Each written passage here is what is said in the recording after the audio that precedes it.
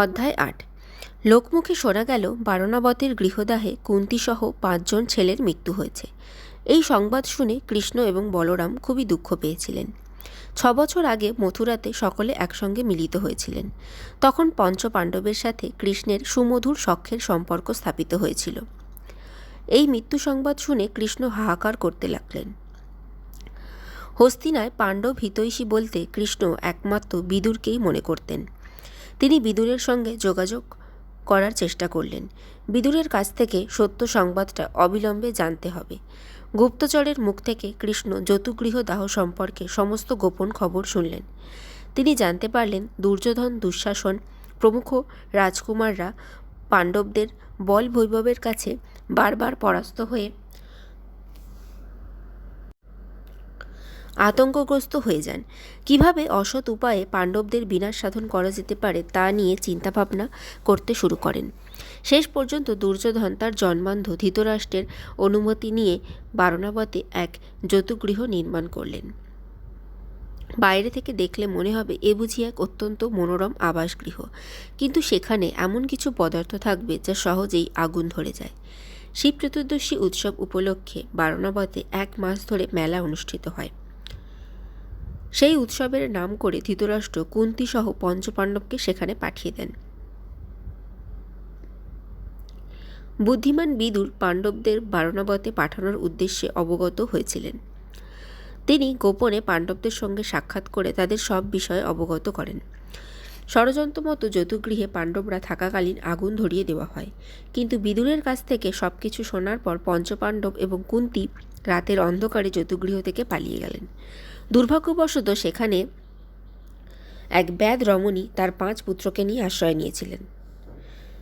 তারা রাতে এই যতুগৃহে থেকে যায়।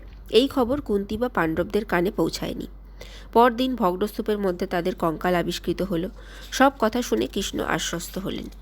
পাণ্ডবরা তখন ছদ্মবেশে এক দেশ থেকে অন্য দেশে ঘুরে বেড়াতে বাধ্য হচ্ছেন। এক জায়গায় বেশি দিন থাকা নিরাপদ নয়। পঞ্চপাণ্ডব সহ কুন্তী এলেন কুম্ভকার ভার্গবের গৃহে। পাঞ্চালরাজ যজ্ঞসেন তার কন্যা যাজ্ঞসেনীর জন্য স্বয়ংবর ঘোষণা করেছিলেন। স্বয়ংবর উপলক্ষে কৃষ্ণ এবং বলরাম সেখানে পৌঁছে গেলেন।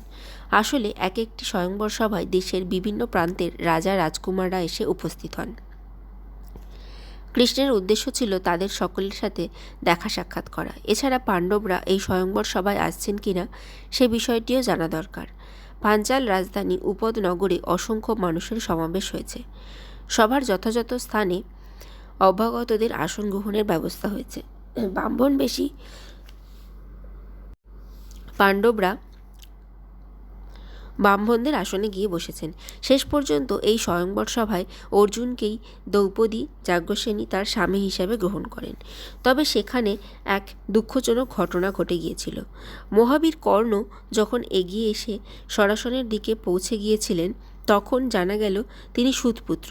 তাই দ্রৌপদী তার গলায় বরমাল্য প্রদান করতে রাজি হননি। এই কথায় কর্ণ অত্যন্ত অপমানিত হন।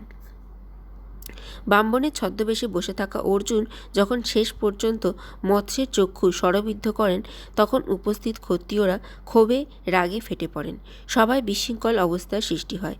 শেষ অবধি কৃষ্ণ এগিয়ে এসে সকলকে উদ্দেশ্য করে তার ব্যক্তিত্বপূর্ণ ভাষণ দিয়ে বলেছিলেন, এই ব্রাহ্মণ তেজস্বী বীরত্বে পাঞ্চালীকে লাভ করেছেন।